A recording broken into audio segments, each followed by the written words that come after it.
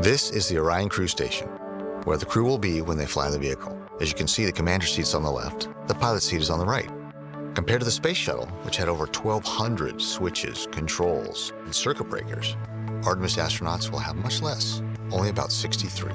Inside, the crew of 4 can live and work for up to 21 days at a time, which is several days longer than the previous crewed Apollo missions to the moon. The interior is about 30% larger than those Apollo-era capsules to give more crew living and working space.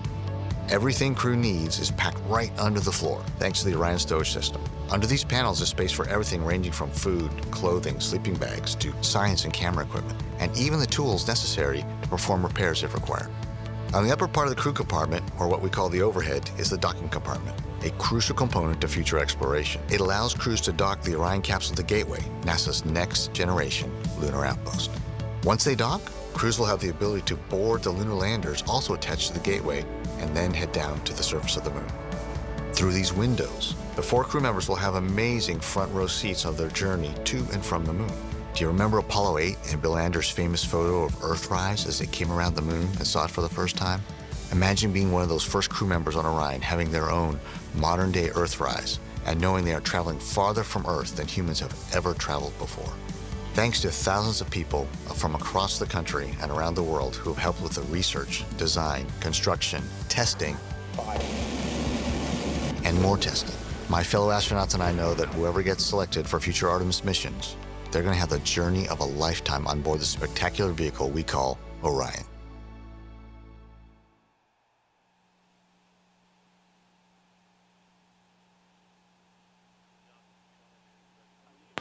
We're now coming up on 10 minutes until the translunar injection burn.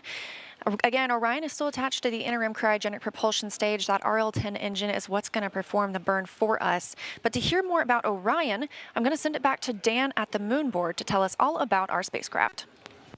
Hey, thanks, Leah. Welcome back to the moon board and Orion. So it's still attached to ICPS, still flying on the very upper part of SLS, but pretty soon it's going to be flying free. And after that happens, it's going to take over all of the propulsion, all of the flying, everything for the rest of the mission. And so to talk a little bit more about propulsion, let's focus in on this, the European Service Module. So this is what's going to be doing all of our maneuvers after we're done with ICPS and that translunar injection burn. And it's going to be doing that with a mix of 3 different types of engines. First one here on the bottom is the Large Orbital Maneuvering System engine. This one produces about 6,000 pounds of thrust. That's going to be doing a lot of your really major pushing maneuvers when we get into the powered flybys, the insertion into distant retrograde orbit, the burns to start sending us back home. That's the one that's really applying the most force. It can also gimbal, which essentially means it can swivel around, and that can help your steering.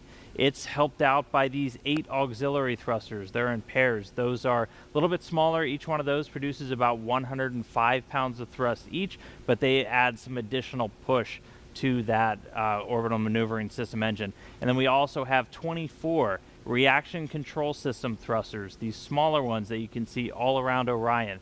Those are used for a lot of attitude control, so again, which they can help which way you're pointing, but also small translational maneuvers, so moving side to side, up, down, those can be called into play.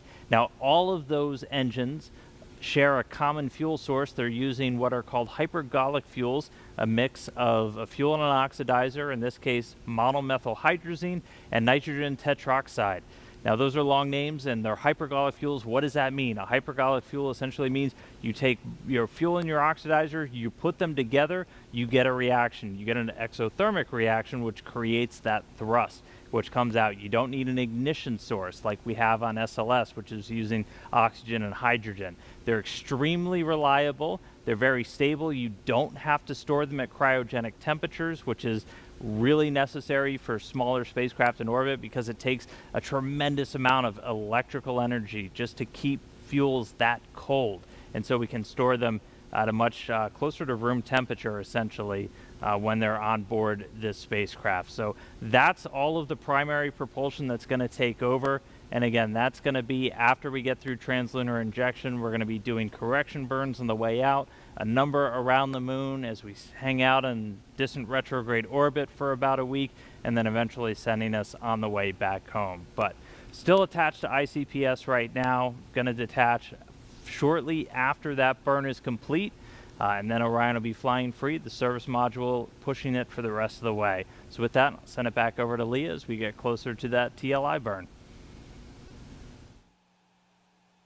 Thank you, Dan. And yes, indeed, we are looking for TLI coming up in about 7 minutes from now. Again, that's it's a long burn for us, about 18 minutes long. But before we get to that milestone, I have a friend of mine here. It's Stu McClung, the Program Planning and Control Office Chief of Staff for the Orion program.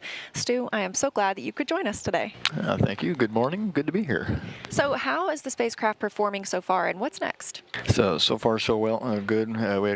We were clean during the pre-launch and ascent. The team's down the hall in the MER, taking a look, working everything. It looks good so far, so that's good. And of course, we got the burn coming. After the burn, we'll start ticking through all of our planned events. Like we have the SAW modal survey. The wings will have a modal survey that we'll do later this morning. One of the first DTOs that we'll take a look at and evaluate how they react. So DTO, designated test objective. What's another one of those that we'll be looking at over the next 26 days? We have probably a good 100 of them. They, culminate from everything from like the modal survey to how the cooling system behaves, common track system. On entry day, one of our major test objectives is looking at how the heat shield and how it handles entry heating. So how does it feel to be here today and see the future of human space exploration unfold? It's great. I was doing my shift in the MER earlier today. Haven't slept. The emotion and the adrenaline's got me going. It's great to be a part of this. It's great watching watching the KSC team execute, and now this is day one for us. We've got 26 days for our team to execute now, and we'll go do our job and set the stage for future Artemis exploration. And we're excited. We're going to be here along the way for all those major milestones, burns, all the other exciting events that we are looking forward to. So thank you so much for joining us here. We are really excited. A big congrats to you and your team. Thanks. Let's go have a good burn and let's go to the moon. Let's do it. We are now less than 5 minutes away from the translunar injection burn. Again, this is the burn that's going to send us around the moon, going to commit us to a lunar trajectory. It is approximately an 18-minute burn. It's a firing of that RL-10 engine on the interim cryogenic propulsion stage.